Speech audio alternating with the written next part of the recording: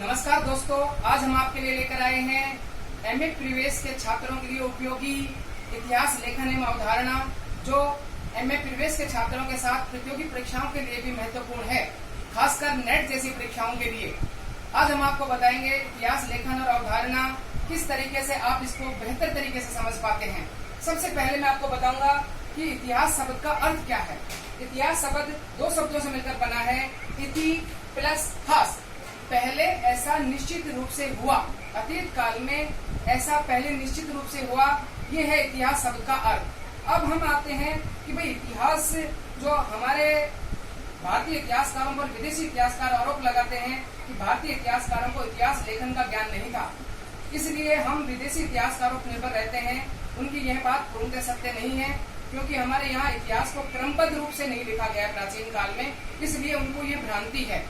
तो हम इतिहास के जन्मदाता के रूप में हेरोडोटस को मानते हैं। हेरोडोटस ने अपनी पुस्तक हिस्टोरिका में इतिहास की परिभाषा तथ्यों के आधार पर दी है। 5वीं शताब्दी ईसा पूर्व हेरोडोटस ने इतिहास की परिभाषा दी है और उन्हें इतिहास का जनक माना जाता है। इसके बाद थियोसिडास ने 4वीं शताब्दी ईसा पूर्व उपदेशात्मक और बोधात्मक इतिहास लिखा। उसके बाद जो इतिहास के सबसे बेहतरीन लेखक माने जाते हैं वह है जर्मनी के इतिहासकार रेंक। उन्होंने इतिहास की परिभाषा तथ्यात्मक और वैज्ञानिक दृष्टिकोण के साथ विश्लेषणात्मक रूप से दी है, इसलिए इतिहास का सबसे अच्छी जो जनक हैं वो है इतिहासकार रेंक। ये इतिहास लेखन की जो अवधारणा है उसमें जो अपन देखते हैं कि इसकी इतिहास की परिभाषा क्या है। अपने पास में एक दूसरा बिंदु आया है, इतिहास की परिभाषा क्या है। तो इतिहास की परिभाषा महाभारत इस तरह कहता है कि धर्म, अर्थ, काम, मोक्ष की जो शिक्षा देता है वो है इतिहास। लेकिन यहाँ इतिहास की परिभाषा पूर्ण नहीं होती है। इतिहास अतीत काल में घटी घटनाओं की क्रमबद्ध और वस्तुनिष्ठ जानकारी को हम इतिहास कहते हैं। इतिहास यही नहीं है, इतिहास मानव जीवन की एक यात्रा का नाम है, जो पाषाण युग से शुरू कर करके और आधुनिक तक आता है। इतिहास मानव जीवन की वो इतिहास हमारे अतीत से हम सबक लेकर हम वर्तमान को सुव्यवस्थित कर सकते हैं और भविष्य को संवार सकते हैं। इस तरह इतिहास से हम अतीत काल से लेकर वर्तमान तक को सही परिप्रेक्ष्य में समझ पाते हैं। इतिहासकार बेकन कहते हैं कि इतिहास व्यक्ति को समझदार और बुद्धिमान बनाता है। इसलिए अब हमारे पास बात है कि हम इतिहास क्यों पढ़ते हैं, इतिहास को क्यों पढ़ना चाहिए, हमारे लिए क्यों उपयोगी है इतिहास। तो इतिहास हमारे लिए क्यों उपयोगी है, एक तो इतिहास पढ़ने से हमें ज्ञान और हमारे ज्ञान में बढ़ोतरी होती है, इसलिए हम बुद्धिमान और समझदार बनते हैं। और इतिहास पढ़ना उन्हीं लोगों के लिए प्रासंगिक नहीं है जो यह जानना चाहते हैं कि हमारा उज्जवल और गौरवपूर्ण इतिहास क्या रहा है, बल्कि इतिहास उन लोगों के लिए भी महत्वपूर्ण है जो इतिहास में आई हुई बाधाओं और समस्याओं को ध्यान देकर उनको पहचान कर उनका समाधान निकाल सकते हैं। इसलिए इतिहास उन लोगों के लिए ज्यादा महत्वपूर्ण है जो इतिहास में जो गलतियां हुई हैं उनसे हम सबक ले सकते हैं, वो इतिहास दोहराया जा सकता है। इन सब घटनाओं के बीच देखो, इंसान को बाकी जो जानवरों से अलग करती है और उसकी जिज्ञासु प्रवृत्ति। इसी तरह जो विश्व के प्रसिद्ध इतिहासकार हैं वो E.H. कार अपनी पुस्तक व्हाट इज हिस्ट्री में कहते हैं कि तथ्य जो हैं वो समुद्र में जिस तरह मछली तैरती है इस तरह तैरते हैं। अब ये इतिहास पे डिपेंड करता है कि वह उनमें से अपनी रुचि और अपनी पसंद के तथ्य लेकर के और उनका विश्लेषण करता है और एक पहलू समाज के सामने रखता है। तो ये इतिहास की निष्पक्ष, तटस्थ और वस्तुनिष्ठ क्रमबद्ध व्याख्या नहीं हुई। इस तरह इतिहासकार का मानना है अच्छा इतिहासकार वह है जो इतिहास के तथ्यों का एक तटस्थ होकर विश्लेषण करे और क्रमबद्ध रूप से वस्तुनिष्ठ तरीके से वैज्ञानिक दृष्टिकोण के साथ इतिहास की व्याख्या करे। वो इतिहासकार सही तरीके से समाज के सामने से सही इतिहास लेकर आ सकता है जो हमारे विद्यार्थियों के लिए उपयोगी होगा। इतिहास में अनफेयर की जगह फेयर हो और फेक की जगह पर फैक्ट हो। अनफेयर की जगह फेयर और फेक की जगह फैक्ट होना चाहिए, तभी एक सही इतिहास हो सकता है। दूसरी बात यह है कि जो इतिहास वर्तमान में हम क्यों पढ़ते हैं, क्यों जरूरी है इतिहास। आज इतिहास अकेला विषय अकेला ही नहीं है, इसके साथ हम इतिहास के साथ पुरातत्व शास्त्र और अर्थशास्त्र, मानव शास्त्र, विज्ञान, समाज शास्त्र, मनोविज्ञान, भूगोल, इन विषयों को, लोक प्रशासन, इन विषयों को इतिहास के साथ अंतर्नुशासनात्मक दृष्टि से हमें समझना पड़ेगा, तब हम इतिहास की सही समझ कर पाएंगे। देखिए, इतिहास को हम वर्तमान में पर्यावरण से जोड़ सकते हैं, धर्म संस्कृति से जोड़ सकते हैं, भूगोल से जोड़ सकते हैं और अर्थव्यवस्था से जोड़ सकते हैं। और इतिहास के सामने इन सब विषयों के अंदर इतिहास एक कोरिलेटेड है और इतिहास की एक नई जानकारी हमारे सामने आती है।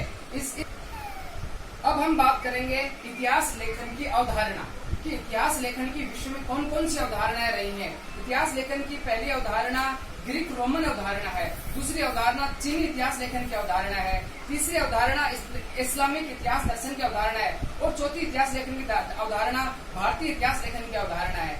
इन अवधारणाओं के आधार पर हम इतिहास की सही लेखन शैली, सही वस्तुनिष्ठ शैली, इस पर हम गौर कर सकते हैं। इसके साथ ही हम इतिहास लेखन की कौन कौन सी धाराएं भारतीय इतिहास लेखन में प्रसिद्ध रही हैं, वो है पहली इतिहास लेखन की धारा है साम्राज्यवादी इतिहास लेखन की धारा। साम्राज्यवादी इतिहास लेखन की धारा आजादी से पूर्व जो इतिहास लेखन था, जो अंग्रेजी इतिहासकारों ने भारतीय इतिहास को लिखा, वो साम्राज्यवादी इतिहास लेखन की धारा कहती है। उसके बाद में राष्ट्रवादी इतिहास लेखन की धारा, मार्क्सवादी इतिहास लेखन की धारा, उत्तर आधुनिकतावादी इतिहास की धारा, उपराष्ट्रीय इतिहास लेखन की अवधारणा और जो सबसे महत्वपूर्ण, जिस पर आज हम चर्चा करना चाहते हैं, सबाल्टर्न इतिहास लेखन की अवधारणा। सबाल्टर्न इतिहास लेखन, अब तक जो इतिहास लिखा गया वो राजाओं ने क्या किया, युद्धों का इतिहास है, किससे कहानियां हैं। तो इसके अलावा जो आदिवासी संस्कृति है, जो दलित संस्कृति है, वंचित है, महिला है, मजदूर है, आदिवासी और किसान, इनका इतिहास आज तक इन्होंने सहा पर इनका इतिहास कभी लिखा नहीं गया। इनका सामाजिक संघर्ष आज इतिहास के उसमें दफन हो गया। तो आज फिर से जरूरत है कि हम सबाल्टर्न इतिहास लेखन की अवधारणा है, उसकी वर्तमान में प्रासंगिकता है, क्योंकि आदिवासी, मजदूर, किसान, महिला और वो वंचित और पिछड़ा तबका जिसने जो सामाजिक संघर्ष, जो जीवन जिया, उसको फिर से दुनिया के सामने सच सामने लेकर आना है। तो अब आपके सामने हम आपको बताते हैं कि इतिहास लेखन की धाराओं के साथ में हम भारतीय इतिहास को किस तरह से देखते हैं। भारतीय इतिहास को समझने के लिए हमें 3 भागों का अध्ययन करना पड़ेगा। हम भारतीय इतिहास को 3 भागों में बांटते हैं, प्रागैतिहासिक काल, आदि ऐतिहासिक काल और ऐतिहासिक काल। वैसे तो इतिहास एक क्रम से बहने वाले झरने के समान है, हम इसे युगों के बंधन में नहीं बांध सकते, फिर भी हम इसको अध्ययन की सुविधा के लिए 3 भागों में बांटते हैं। अध्ययन की सुविधा के लिए हम इसको 3 भागों में बांटते हैं। पहला जो है वो है प्रागैतिहासिक काल। प्रागैतिहासिक काल दूसरा है आदि ऐतिहासिक काल और तीसरा है ऐतिहासिक काल। सबसे पहले हम लेते हैं प्रागैतिहासिक काल। इस प्रागैतिहासिक काल को हम 3 भागों में बांटते हैं, पुरापाषाण काल, मध्यपाषाण काल, नवपाषाण काल। अध्ययन की सुविधा की दृष्टि से हम 3 भागों में बांट चुके हैं प्रागैतिहासिक काल को, पुरापाषाण काल, मध्यपाषाण काल, नवपाषाण काल। अब हम पुरापाषाण काल को भी हमारे अध्ययन की सुविधा की दृष्टि से 3 भागों में बांट सकते हैं। पुरापाषाण काल के 3 भाग होंगे, निम्न पुरापाषाण काल, दूसरा है मध्य पुरापाषाण काल और तीसरा है उच्च पुरापाषाण काल।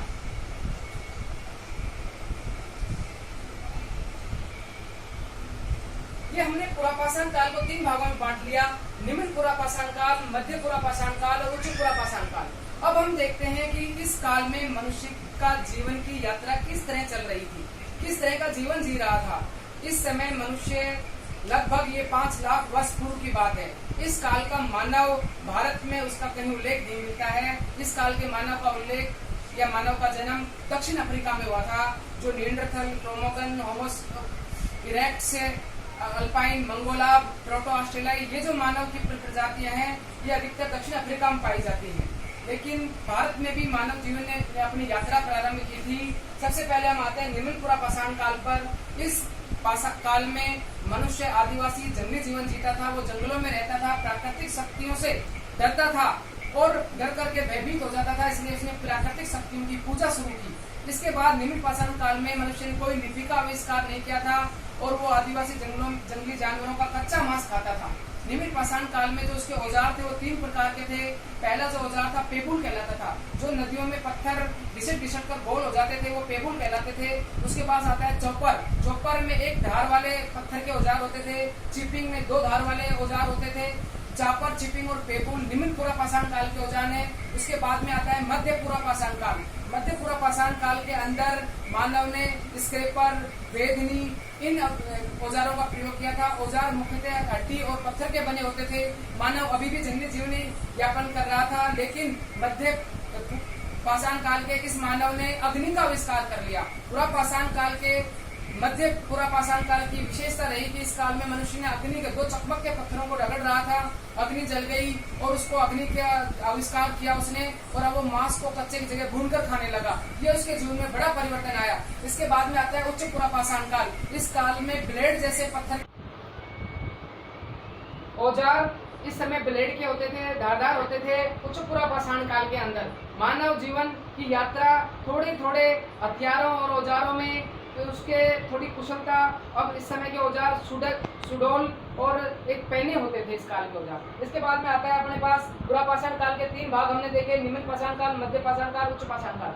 अब आता है हमारे पास मध्य पाषाण काल। मध्य पाषाण काल के हमारे भारत में भी 2 स्थल मिलते हैं, नेवासा महाराष्ट्र और मिर्जापुर उत्तर प्रदेश। और सबसे बड़ी बात राजस्थान के लिए भी सौभाग्य की बात है, हमारे यहाँ भी बागौर भीलवाड़ा मध्य प्रदेश भीमबेटका और राजस्थान में बागौर भीलवाड़ा मध्य पाषाण कालीन स्थल मिले हैं। इस काल के मनुष्य ने गुफा चित्र बनाने, आखेट के चित्र उसने गुफाओं के अंदर बनाए। इस काल के मनुष्य की जो औजार थे वो पहने और नुकीले होते थे, धारदार होते थे। इसके बाद मध्य पाषाण काल की जो बड़ी उपलब्धि रही वो रही इस काल के मनुष्य ने पहिए का आविष्कार कर लिया और वो अब धीरे धीरे पशुपालन और खेती भी करने लगा। इसके बाद में आता है नव पाषाण काल। नव पाषाण काल में सोहन घाटी उत्तर प्रदेश में हमारे यहाँ साक्ष्य मिलते हैं। इस काल का मनुष्य सभ्यता की ओर अग्रसर हो चुका था। वो नदियों के किनारे घास फूस के मकान बना के रहने लगा, पशुपालन करने लगा और खेती भी करने लगा। इस काल के साक्ष्य भारत में बहुत सारे मिलते हैं। नव पाषाण काल के जीवन की यात्रा इस तरह प्रारंभ हुई और ये था प्रागैतिहासिक काल जो हमने समझा। प्रागैतिहासिक काल के बाद आपको आता है हमारे पास आदि ऐतिहासिक काल। आदि ऐतिहासिक काल में हम उस काल को रखते हैं जिसमें मनुष्य सभ्य बन चुका था, लेकिन लिपि और लेखन का ज्ञान हो चुका था, लेकिन वो लिपि आज तक पढ़ी नहीं जा सकी है, इसलिए हम उसको आदि इतिहास की श्रेणी में रखते हैं, इतिहास की श्रेणी में रखते हैं। आदि इतिहास में सबसे पहला जो हम इतिहास आता है वो है सिंधु घाटी सभ्यता का इतिहास। ये व्यापारिक प्रधान सभ्यता थी, नगरीय प्रधान सभ्यता थी। इस सभ्यता का जो भारत का पहला नगरीकरण कहा जाता है, मानव जीवन उच्चता को प्राप्त कर चुका था, सभ्यता का उच्चतम स्तर था, लेकिन संस्कृति की जानकारी हमें नहीं मिल पा रही है। उन लोगों की सोच कैसी थी, उनका विचार कैसे थे, उनकी आध्यात्मिकता कैसी थी, उनके आपस में व्यवहार संबंध कैसे थे, वो उनकी लिपि पढ़ने के बाद में ही हमें पता लग सकती है।